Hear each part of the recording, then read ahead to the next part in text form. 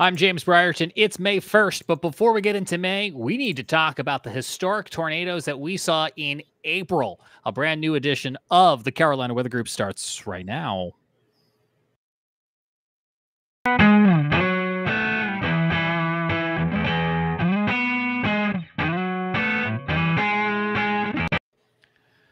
Take a look at this, one of the many tornadoes that struck the central United States at the end of April during a multi-day severe weather outbreak. And we've got some of the amazing storm chasers who were out there capturing that footage with us tonight, including South Carolina's own Chris Jackson, Scotty Powell, whose microphone is really trying to grab everyone's attention. He joins me on our panel from Myrtle Beach, and we've got Brett Adair back as well.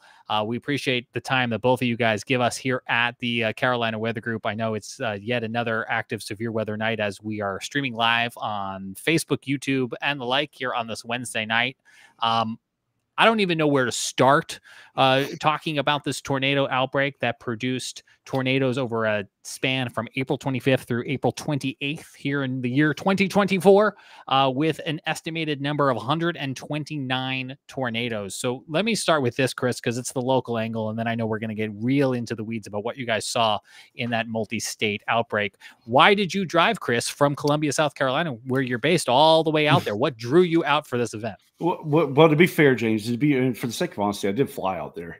Oh, okay. Well, that makes it slightly better. A long drive, but seeing the event as it shaped up, 3 to 4 days in advance, you knew that there was all the synoptics were in play. Everything was where it needed to be on a big scale for there to be potential problems, and especially as we got into that 2 to 3 day period, you really started to see the finer details come into focus, and it looked like Friday and Saturday, and for a long time there, a lot of the chat was, on Saturday. Saturday was going to be the bigger of the 2 days, but it turned out being Friday. And Brett and I had chatted before, and we both thought that Friday had the bigger ups, I guess, the upside, just because of the setup of the entire system.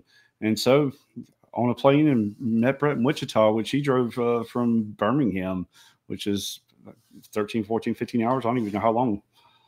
Yeah, Brett, we're looking at some of your footage right now. And for anyone who's listening to this week's audio podcast, we love our audio listeners. And while you can watch the show on Spotify, if that is the platform you're listening, YouTube may be the place to go back and watch some of this. So I guess, Brett, we'll just jump into it. Like, what are we looking at here?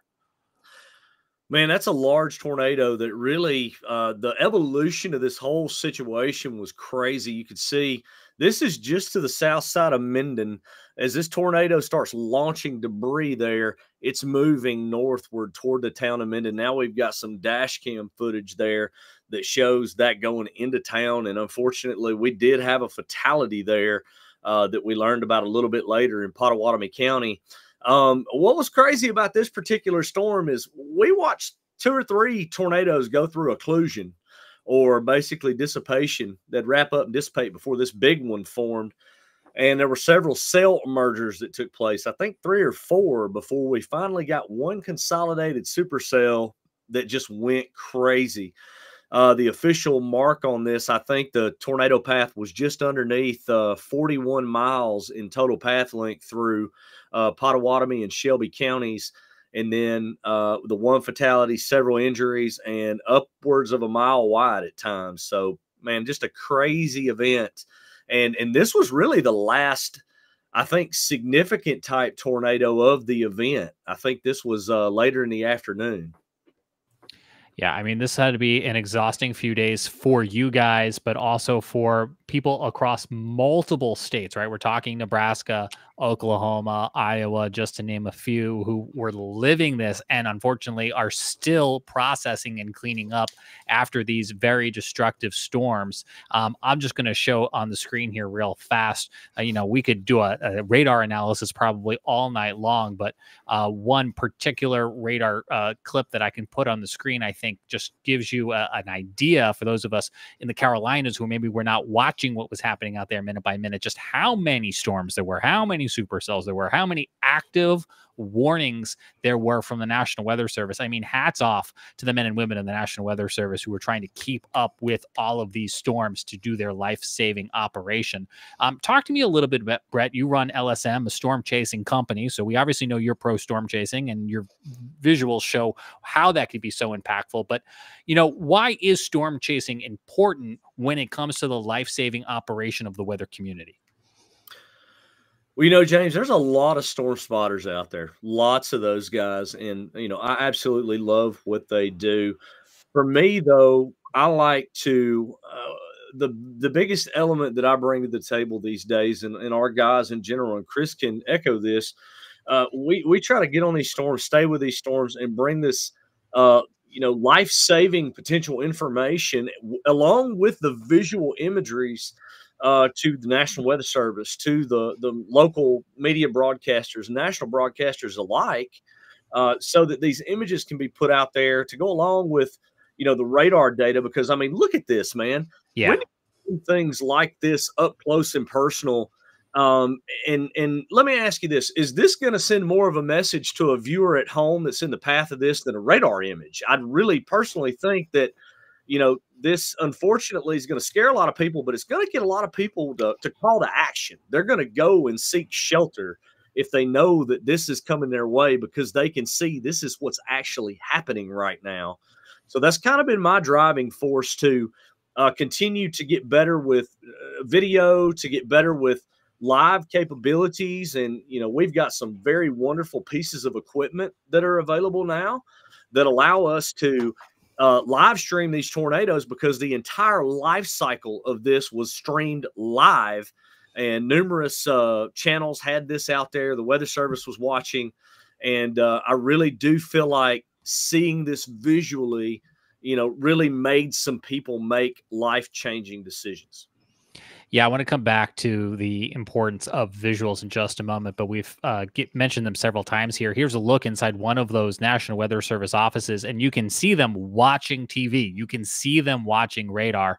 I'll also say, look how calm and composed they are issuing those life-saving warnings. This is a well-oiled operation, and you can see all of those people right here, and just the amount of data, the amount of visuals they're taking in. But, we're all nerds here, and I think a lot of people who watch our show are also nerds, and so they would probably join us happily in doing an hour on radar analysis. But even the nerds will agree that seeing images like this is believing. And that really helps, I think, convey that message. Let's bring in Scotty Powell. He's in Myrtle Beach. I mean, Scotty, you and I both work in television for our jobs. What difference does images like this do you think make, Scotty? Pictures or video is worth 1,000 words. I mean, we can get in front of the green screen all day, every day, talk about this, but it's the actual visual that Brett and Chris were alluding to that really just is that call to action. I mean, you can see this monster, a wedge tornado, just barreling through this community, and no matter what we can break down on radar, this is what sends people into those storm shelters. So it is very important to have these visuals, because visuals make people act on things. What they may see on front of a green screen that I may be on, or you guys there in Charlotte, James, it may just look like spilled buckets of paint per se, and they don't really get the ins and the outs of it. But when you say, hey, we've got someone on the ground in such and such community, this is why we need to have those storm chasers out there. Yeah, we're going to give Scotty a chance to see if maybe his mic's got some sort of automatic volume setting or something going on, as we know that's coming in very loud. Chris, let me ask you this. There's lots of cars in this footage here that you and Brett are sharing, and I know you guys took turns driving. Are we seeing a lot of chasers in this footage? Is that who these other vehicles are? Yeah. So here's the thing with this, and it just gets really contested on the Twitter stuff. And what you're seeing here is a lot of chasers, and you also see some civilians that are pulled off the side of the road. I don't think a civilian's just going to drive into that, because it's pretty obviously what that is. What all this video, something that this video does not show, is what was happening in our rearview mirrors for a good chunk of this tornado's life cycle. We had police and fire and EMS right behind us. They were following us. And in some of this video, we've got video of houses, buildings, farms being completely destroyed. and they've literally got help to them within a minute or two. Right here, amazing, yeah. Like this is where we had some emergency vehicles behind us peel off, because to the right there, that farmsteads took a hit. I think it's one of the outbuildings, and one of the propane canisters was hit pretty hard. Yep. That's exactly right. And to see that in such a rural area, because this is Western Iowa. It was my first time in Western Iowa, and I can tell you it's few far between. Everything's on a 1 mile gridded road network for those that's from the Great Plains of the Midwest. You know what I mean? But out there, you only have to go one mile, and you find a road that goes every left, right, or straight, and it's all farms. It's very rural. Yeah, Chris, I know you were on our show just a few weeks ago, and we appreciate you being back so soon. And it's striking to me how this compares to the South Carolina footage that you were sharing with us from 2020, if I'm not mistaken, in the conversation you had with Frank, where, it's a lot more wooded, a lot more winding roads. But we also saw you in that footage as storm chaser, as somebody who was first on the scene, getting out and trying to assist and trying to do some rescues. So, there's that aspect, I think, of your role too. I also know that, Brett, you had your drone with you and to kind of do some survey of the aftermath. What are we seeing here? Yeah, we definitely don't want to not do that. Now, this is actually going to be Holdenville. This is in Oklahoma. This is Sunday. This is where a double wide mobile home was located, and unfortunately there was a 4-month-old that perished at that site, because as you'll see here in just a moment, that mobile home was launched out into the field 200 to 300 yards plus away from where it was originally sitting. And to my knowledge, the parents are still in the hospital. They were in critical. I have not heard an update, but you can see all that debris. And this is thrown up a hill. So this is actually going up elevation, and all of that debris down on the bottom. But here is the actual tongue of that mobile home and the steel frame that you'll see as we fly down here, because I really feel like this type of imagery after the fact sends a message too, right? We really want to send a message to people that mobile homes are not the place to be in a tornado, period. I don't care if it's an EF0 or an EF5. You're more than likely going to get lofted if you take a direct hit from a tornado in a mobile home. So unfortunately in Oklahoma, in this particular case, now this Holdenville tornado was rated EF3.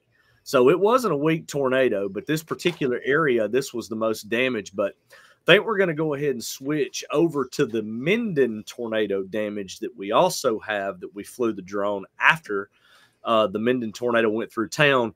Now you can see these are well-built homes that have full roof removal.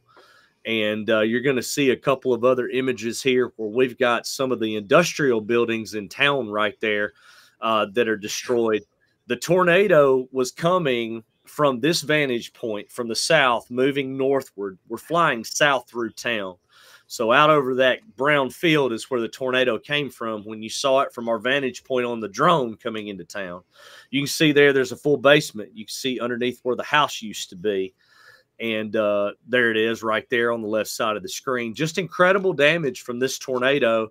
And this was one of those peak end EF3 tornadoes that were rated there as well. And unfortunately, again, you can see the ambulance. There was a single fatality there, but the that was a church, was it not, Brett? I believe there was a church there, and there was also a some sort of a gas facility there that the gas main runs through town, and it was taken out. So that whole area from north to south through town there had to be cut off because the gas main was ruptured. But you could see then on that east and southern side of town, it's just, total destruction if you were hit. Well, I'll circle back to connect these two drone videos together. In Oklahoma, we were talking, as you were showing that footage, you were talking about mobile homes, or manufactured homes as they like to be called. And you can also see here other structures that were leveled. And, the mobile home thing had me thinking, I know it's controversial a lot of times to feel like we're picking on or targeting mobile homes. And it's not a social economical thing. It's we don't want you to get hurt or to perish, because this is what happens when the storms come through. And you can see even these bigger homes can be a problem. But look at this footage right here, right? It really paints the picture of why it's important to be at the lowest level in a center room. Those rooms are still intact in the center on the first floor. You mentioned basements, how much of a blessing it would be to be in a basement, and hopefully they're more prevalent in this part of the country. I know we don't have a lot of them here, but I mean, it's why I go under the stairs on the first floor of my home, even here in the Carolinas, when even what it could be a weak tornado is coming through, because I just don't even want to mess with it. Because I mean, the construction materials alone just being picked up and carried like torpedoes. You can see that in your footage too, Brett. Well, it's in the trees. It's mangled. Well, look at all the debarking there along that creek channel. All those trees are debarked because of debris. And you can see the debris going off to the northeast there. I mean, this is the type of tornado that if you're in a manufactured or mobile home, you wouldn't survive. And unfortunately, especially in, more rural areas and those socioeconomical areas where, cost of living is somewhat lower, and things like that, you have more of those there. But it's not to say you don't live in one, but what I'm saying is if you do, it's a great idea if you live in a mobile home park or if you live in a standalone location, look into a storm shelter, because we saw so many shelters that were impacted and people were saved by concrete shelters. Even the above ground ones, the steel ones, are great these days. They're rated to EF5 type tornadoes. I mean, anything is better than a manufactured property like that is literally going to come apart if air gets underneath it. I'm looking at this footage thinking this is just pure nightmare fuel. This is just and James, that the left side of the slab over there, that was the church. And as the drone's going out here, I don't know if by the end of the clip if you'll be able to see, but about 350 yards to the north from here, on the outskirts of town, there was a church chair, like a pew out of the church, that was literally driven into the side of the road, like the embankment, the clay embankment, and it was just like it was sitting there ready for someone to sit in it. 350 plus yards away, or maybe more. I know we're a long way away from there. Let me ask you this, guys. I'm sitting here in Charlotte right now. I'm going to be real here for a moment, right? It's the first day of May, which for historical context, anyone's listening to this later, is just days after a shooting event lost the lives of 4 law enforcement officers here in Charlotte, North Carolina. I understand that's not severe weather, but every event that we cover as storm chasers, as journalists, as citizens, right, it takes a toll on us. We feel it to some degree. Maybe not equally, maybe not the same as a first responder, maybe not the same as a storm chaser. I know I'm sitting in an air-conditioned newsroom, but I'm looking at this footage and I cannot help but ask you guys, in the mindset that I'm in right now, how do you deal with the trauma, with the sadness, with the reality of what you are seeing when you are out there? Because I'm looking at this footage from afar and it's crushing. What's it like when you're there? I'll take this one, Brett. Like, for me personally, 15 years as a first responder, that was my career. I did technical rescue, did all the things. I did all the things at the fire department that you could do. For me, it's taking myself out of it. It's not about me. It's not like, I guess that's just something I learned years and years of, helping people and seeing, people, helping people in their worst days of their life every single day when I go to work, just like a banker might go to the bank on a 9 to 5 every day.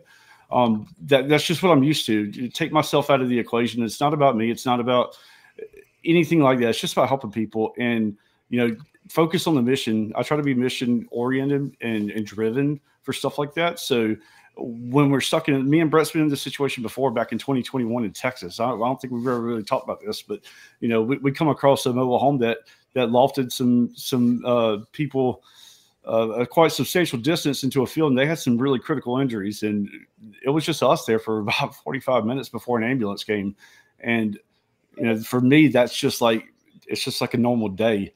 And I know for other people that's not, but like I said, I just try to take myself out of it. It's not about me. Yes, you're going to see some bad things. And that's what, if you're a new storm chaser, if you go into these damage areas right behind a tornado, you better be prepared for seeing things that might bother you. And that's just not being, I'm not trying to hype that up. I'm not trying to be, try to be, I guess, mess with your emotions, but I'm just being honest. Like you'll see things that you won't ever forget.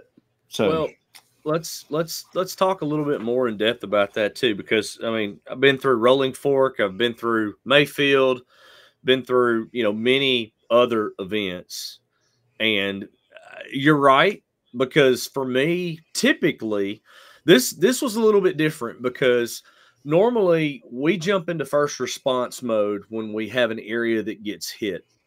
Well, luckily, we were watching all of the first responders go into town, and then we had several that were following us as the tornado continued north. So I didn't want to get in their way while they're trying to get in there and do their job and set up triage and all those things, because we knew based on the look of that tornado that was going to last a while. We needed to be, continuing to track that tornado and get the information out. Now, we did go back. We did talk to the fire department. But yeah, it sticks with you. And I'm going to tell you, one of the things that really bothers me, this video that you're showing right here in Holdenville, you see that mobile home's gone so far, right? Mm-hmm. You see that vehicle sitting in the yard right there and that truck over there? Yeah. Not a scratch on them. And it makes you wonder, what if they had gotten the truck? What if they had done anything versus being inside that? And these are oil batteries, guys, from an oil pump. You see that oil on the ground right there? That oil battery was lofted. This is on the southwest side of Holdenville. And it's busted open. All the oil came out, and it came to a rest when it hit this power pole right here and snapped it. So you just see some of the craziest things, and you know, the trees around it are fine. You see that. It doesn't look like it's just everything's ripped up or destroyed.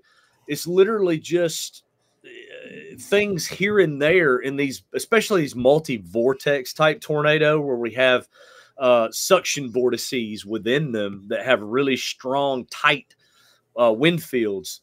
They can hit something, destroy it, and literally 15 yards from where you're standing, it's fine. Yeah. And it's crazy the way Mother Nature works. There's no negotiating with the tornado. It's going to randomly go wherever it wants to, and there's no telling. And why is that wall standing? Why is that truck standing? Right. There's no telling. There's no telling. Scotty? I'll jump in here for just a second and take this the TV route.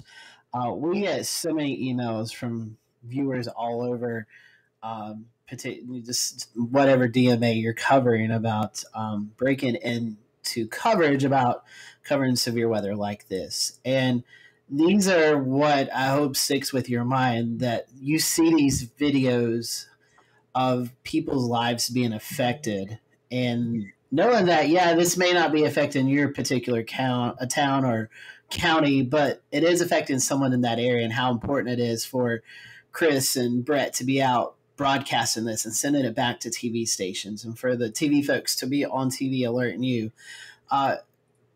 Unfortunately, I think it's become a me society where if it's not affecting me, I don't want to worry about it, or it's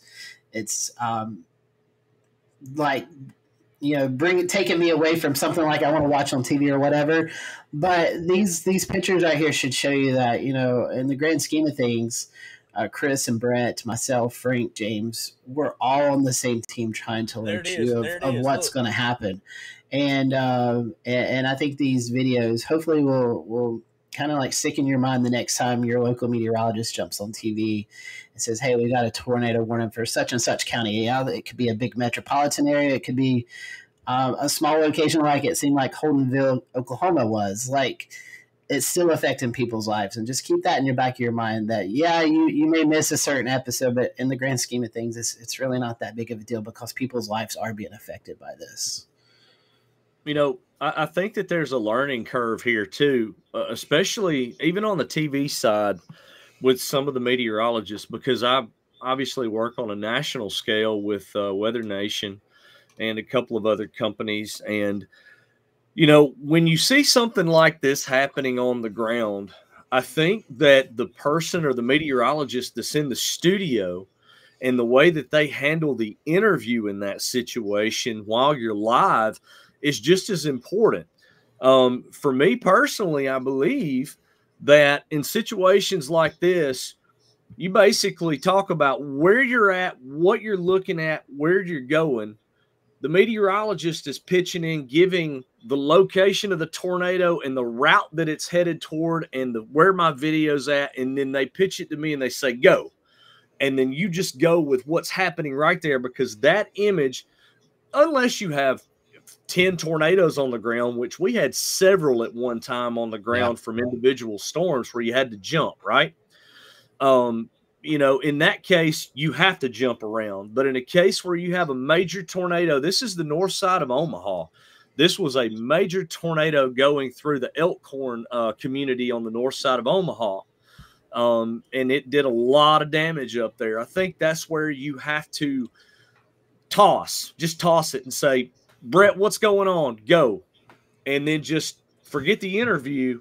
Just talk and roll with it as it comes, so that information can be communicated. We're going past the Arby's on 105th Street and Highway 98 with a tornado barreling to the northeast. It's about to cross the highway. You know, just for example, giving those pertinent pieces of information to whoever's listening to. And also, real stuff. To go on that before you cut in, James, what you're seeing with this video, especially with the Elkhorn and Bennington tornado, this right here, this tornado looked 180-degree opposite than what the Minden tornado looked like. This was rain-wrapped, high precipitation. There were people that were driving down the road that did not see this tornado coming, because just where I'm sitting in the truck right here with Brett's dash cam rolling, there was a truck that was rolled right down the street from us, right where those power flashes are. And the guy he had minor injuries, but thankfully. But stuff like this is really important for people to understand. Like, you're not always going to see it coming. So if you got someone that's telling you there's a tornado here, it's good to believe them. This is most often what we see in the Carolinas. Normally not to this strength, but rain wrapped, hard to see. So as chasers, what are you guys doing right now? We can see you're slow rolling down the street. How do you know when to stop? We knew looking visually, and I looked at Chris and I said, because we got a little bit behind this one for 4 or 5 different reasons. We had some road closures and different things. But anyway, this particular tornado, we knew the RFD was swinging around, and we knew it was going to obscure. So we were coming in behind it. We didn't want to get hit by it. So we got as good of a visual as we could. We saw the power explosions up the highway. So we knew when we proceeded on up toward the north that we were going to eventually run into a damaged path somewhere. So we just played it safe, because we knew we had much more potentially coming later in the afternoon, and we didn't want to get in a position of troubles per se, while we knew we still had active storms that we were going to have to go after the rest of the day. So playing it safe was absolutely the route to go. As you can see, we pop out of the trees right here, and we've got a large tornado in the field beside us, just off to the right here. And then we come up on the damage pretty soon after that. But it's kicking up debris there pretty quick. And like Chris mentioned, there's a guy up here that was in a truck. I think he got struck by that steel power pole, Chris. And it was something right there. Yeah. But, it's one of them things, especially, again, going back to if there's any young storm chasers out there watching, getting up in the bear's cage like this with a strong tornado is not for the faint of heart. I can just tell you that now. All I can say is proceed with caution. Don't go past your abilities, because me and Brett chased Mayfield together. We've chased a lot of tornadoes together. And, sometimes you just have to ease up through these things and give them the respect that they deserve. If not, they'll just take it from you, whether you like it or not. And that might not end well for you. So definitely be safe, because these big rain rat, high precipitation wedge tornadoes can be extremely deadly for storm chasers and spotters alike. My last question for you guys, and then I'm going to yield because I'm hogging so much time on this show. What do you guys do at the end of the day, A, to compress, but also to rest?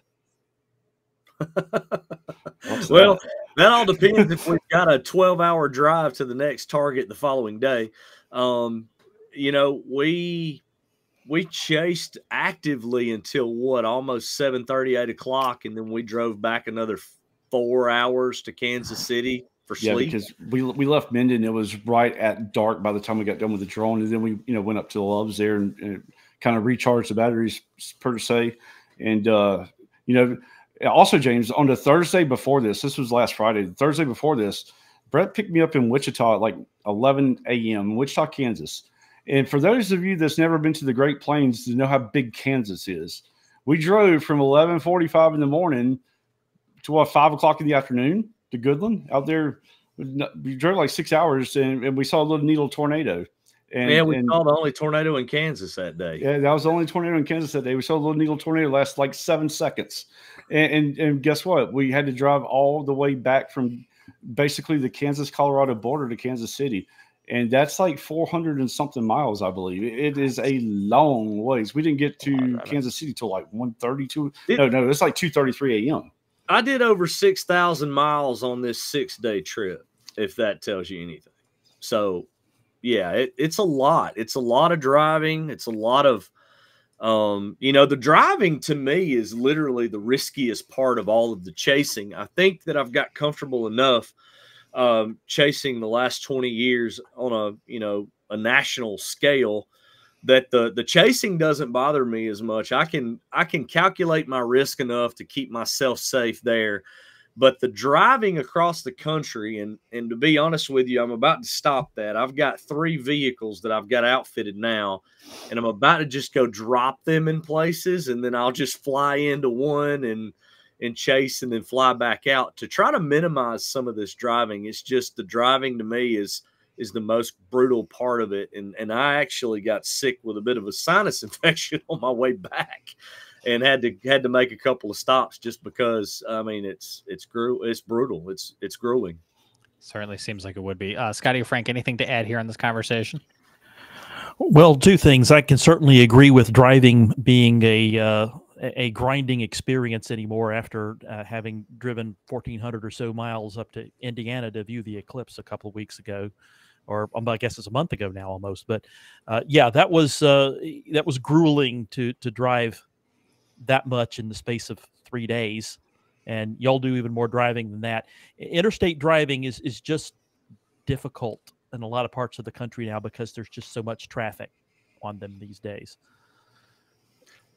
Well, let's be honest though, the storm chasers that are out there now, look, you've got guys that are, doing media, you've got guys that are spotting, you've got guys that are local, you've got guys that are TikTok heroes and Twitterites and, whatever else, Twitch, YouTube, they're streaming everywhere. The numbers, I never thought I would say that I think the numbers since I began have probably multiplied by 20. The biggest challenge that we face in the storm is the other drivers.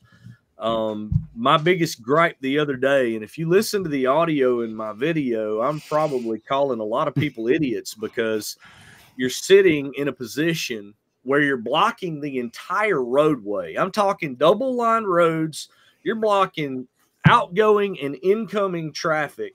And I don't have an out route around you. If a semi tops the hill behind me and hits me and kills me, and the 8 of you sitting there across the road are, blocking my way, I mean, what's going to be the outcome of that for you? Probably not good. So, I don't even have a problem because there are storm chasers out there that drive really fast. And I'm not going to get into that. I don't have as much of a problem with that as I do clogging the roads up. They're making it dangerous for us, the other chasers. They're making it dangerous for the locals who have no idea what they're seeing because they literally pull in front of a tornado and they say, "What are you guys doing?" Well, don't look that way because that's coming this way. And, literally I had that experience 2 weeks ago in Houghton, Iowa. Right before this event, we had one in Southeast Iowa, and the locals were just running around. They had no idea what they were looking at. So the driving is really the most dangerous part of this, inside the chase, out of the chase. And I'm hesitant to say it, but I'm really not, that, slow driving has become more of a hazard really to me than the faster driving. Agree completely. And also, what you really don't see in our video right here is a lot of traffic because we are so close to the tornado for one, but we didn't take a whole lot of video on Saturday in Oklahoma, but For those that don't know, Saturday in Oklahoma, severe weather, big day. When I say every person from 300 miles is going to be on the same 2-lane highway, bumper to bumper, Storm Chasers call it the Congo line. We saw the Congo line twice Saturday, and I don't know how long it was. It was over a mile, and it was bumper to bumper to bumper, like something on I-26 in Columbia at 5 p.m. with two tractor trailers just hemmed up on each other. Unbelievably, I mean, the road, you can, if something happens and you need to get out of there quick, you're not going to get out of there quick. Sorry, not going to happen. And that's dangerous. That's well, dirt roads have become our friend. Correct. With 4-wheel drive and all-wheel drive being a must, literally, I'll get off dirt before we'll be on pavement if possible, just to avoid the hordes of chasers. I would rather get stuck than be stuck by chasers, right? I would rather do that on my own if I'm going to risk that. So that's really the biggest caveat now versus, I mean, like I said, 5 years ago it was better, and that's hard to say. Now, if you've got a really big day, if it's a weekend when everybody's off work, and if it's in the state of Oklahoma or Kansas, think twice before coming out. Yeah, I mean, Saturday there were probably 2,000 people on that storm we were on. Not to mention, there were 4 news helicopters flying at 500 feet off the ground, literally like a mile from the wall cloud, just like circling around it, trying to get the best video for the TV stations. Because in Oklahoma, they just, that's what they do. Yeah, that's what they do. They storm chase with helicopters. And well, I don't think anybody learned anything from taking softballs in a helicopter on an RFD. So anyway, yeah. Well, it's incredible footage. It is clearly moving, as you guys probably saw in my question earlier. And I think that speaks to the power of those visuals. And we appreciate you guys sharing those visuals with our audience here on the Carolina Weather Group. We're going to take a quick break in a moment, and then we're going to talk about something closer to home out of South Carolina. Before we do, Scotty, Frank, any last thoughts for these guys? No, I'm just glad you guys got back safe and got some amazing video there, and I'm sure you're still looking forward to the month of May. Headed out next Monday. This was definitely a situation that it could have been worse. If more populated areas have been hit or something like that. So we can all be grateful. I'm glad no storm chasers got hurt. And I don't ever again want to hear any more storm chasers complain about chasing in Iowa, because y'all did pretty good this time. Like I'll tell you, Omaha dodged a bullet Friday. When I say they dodged a bullet, they dodged a huge bullet Friday. Yeah. But yes. Yeah. Brett and Chris, you're welcome to stick around. We're going to talk about South Carolina's Heat Awareness Initiative as we roll on with this edition of Carolina. You might recognize that in this week's sponsor ad right here on the Carolina Weather Group. Have you ever seen what an indoor environmental assessment looks like in a commercial building or business? During a full assessment, we collect data throughout the building and compare the measurements room to room. We can also collect samples that go to a lab, such as the small cassette shown here, which will be analyzed for types and amounts of mold in the air. We follow up with a physical inspection, looking for moisture sources and using moisture meters to determine if any of your building materials are wet. Go-ESG.com or 336-373-1538. And this is the part of the show where I also remind you to check out the Carolina Weather Group on Spotify, because not only is that the place where you can listen and watch us, you can toggle back and forth, which is a nice little feature there. But we've also relaunched our panelist playlist feature, where you can get to know your favorite host here at the Carolina Weather Group, their favorite music, learn a little bit more about their hobbies. Those are dropping on Saturdays. And this week, it's our friend Frank Strait, who joins Tim Pounds, kicking it old school. You can find that, Frank, as you know, on Spotify this Saturday. I hope everyone will check that out. Bringing back in Scotty Powell and Myrtle Beach, and Chris is still on the line with us here. We're going to talk about something that is closer to home for all of us. It is South Carolina's Heat Awareness Week. In just a moment, we'll learn a little bit more about some changing heat criteria in a package from WCNC's KJ Jacobs, featuring Melissa Griffin, the assistant state climatologist in South Carolina. But Frank, can you tee this up a little bit? What is this governor's declared Heat Awareness Week, and what should we know? Well, it's resulted in a partnership amongst several state agencies here to help people understand the effects of extreme heat on the body, and also to bring awareness to the fact that, well, heat is something you have to take seriously. A lot of South Carolinians and other people in the Southeast, they think, well, what do we mean heat awareness? It's South Carolina, it gets hot, don't bother me. But that's not exactly the way things work. In South Carolina, you're still susceptible, even though you may be acclimated to extreme heat. To the extreme heat that we do get, we still have a lot of heat-related illnesses and even fatalities sometimes. And it goes beyond just, oh, it's 102 degrees, drink more water and drink and wear light color clothing. We also need to remind people, hey, make sure you're not leaving your kids in the back seat when you go in the store. And that's even applies when it's 85 degrees this time of year, because we're in the South and the sun angle's really high. And even if it's not all that hot, it's going to get real hot in your car because the sun's going to bake it. So these are the things we're trying to cover with the heat safety, not just the basics of take breaks in the shade and in the air conditioner, but some of these other things that are very preventable. The deaths of children and animals that get left behind in cars. It happens several times across the country each winter, or each summer rather, and even in places like Arizona it happens. So we want to take it seriously here in South Carolina and keep reminding people, because nowadays it's so much easier to do, because you have to put your babies in the back seat these days, in the car seat, and it's a whole lot easier today to forget about a pet or your child or grandchild in the back seat when it's real hot outside, and you run inside, and 10 minutes later your kid needs to go to the hospital. And hopefully you catch it in 10 minutes.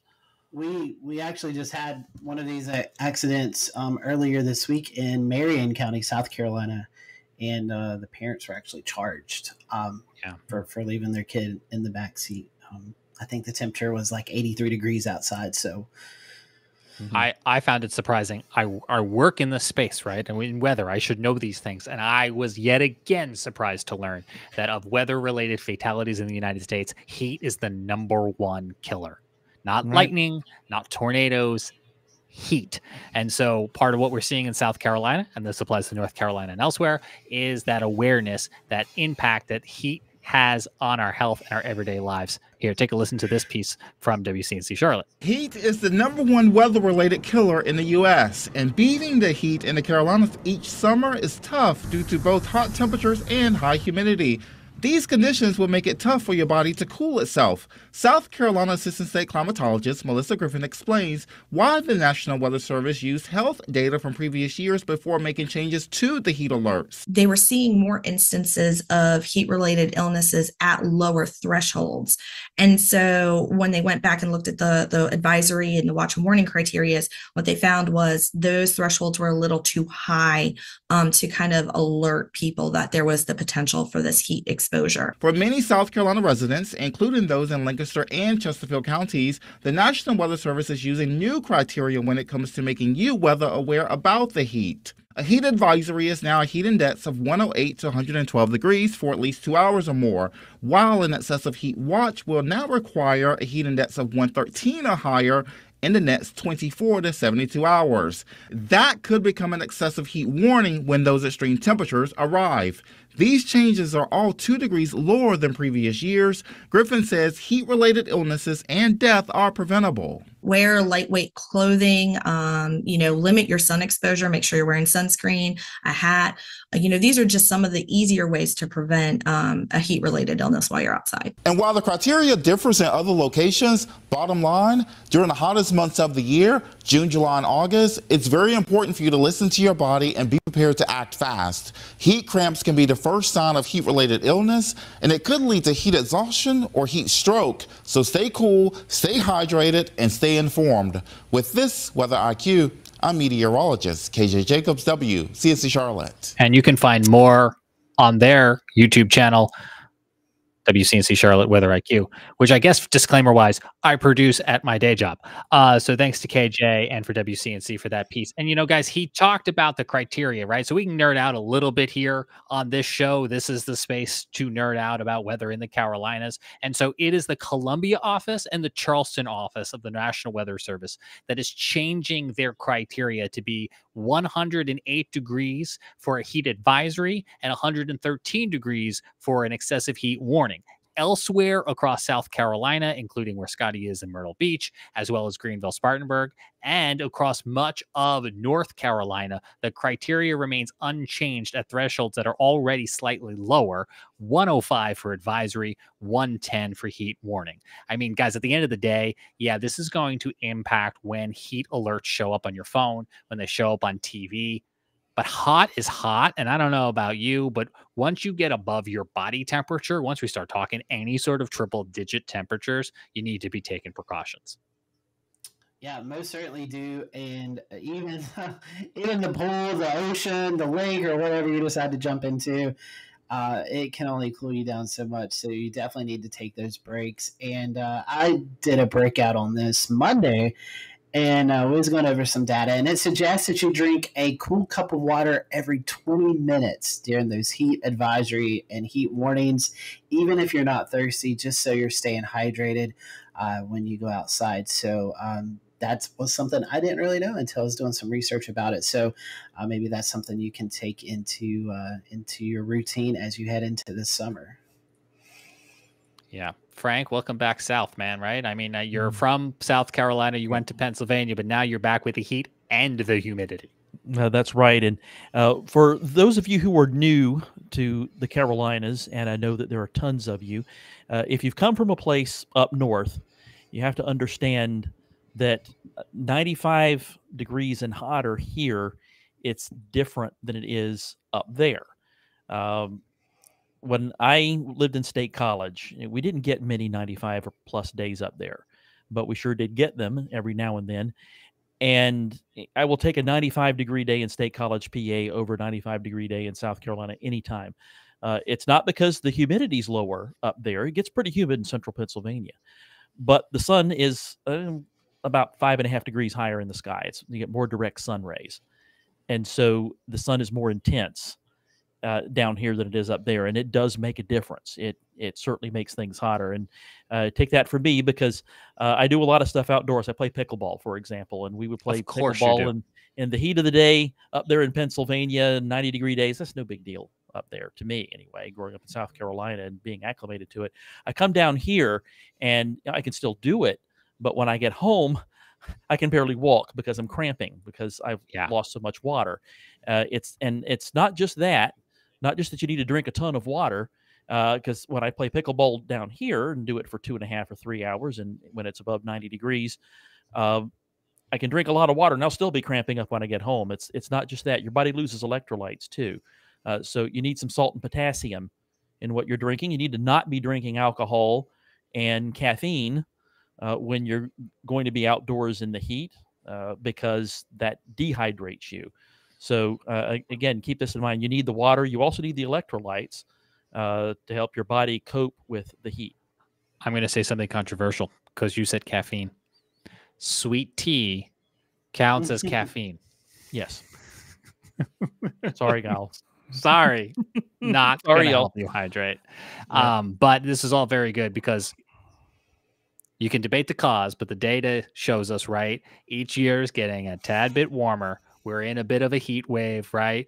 We are already kind of seeing that pattern for this year yet again. And so as we come into the summer months, letting everybody know it's going to be a hot summer. And it's never too early to prepare. Even next week's going to be pretty toasty around here with temperatures. We might reach 90 in Charlotte tomorrow. Yeah. Yeah, right. Later next week, we probably have some 90 to 95 days coming. A stretch of them between probably next Thursday and about Sunday. We'll see how it actually goes. Last week, it was looking like Friday. This week would be hot, but it's not going to be too bad. It looks like high 80s instead of low 90s. But about a week from now, it looks like we're going to go through a pretty hot spell, first one of the year.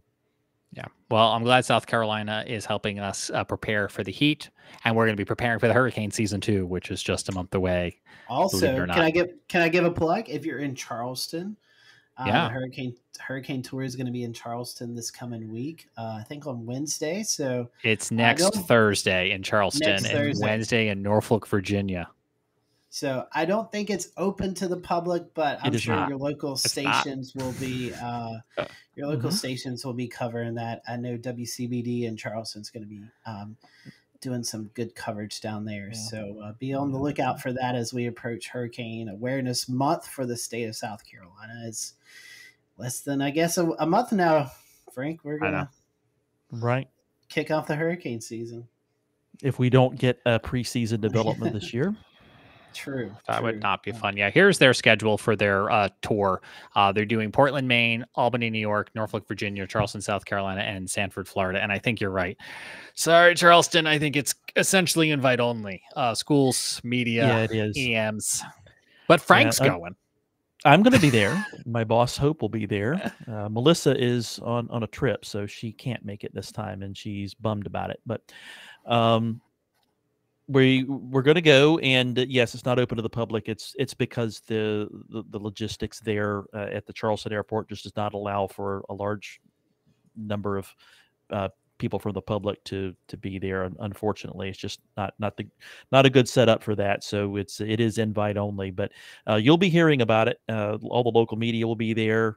State Climate Office will be there. Many other Weather Service personnel and partners will be there.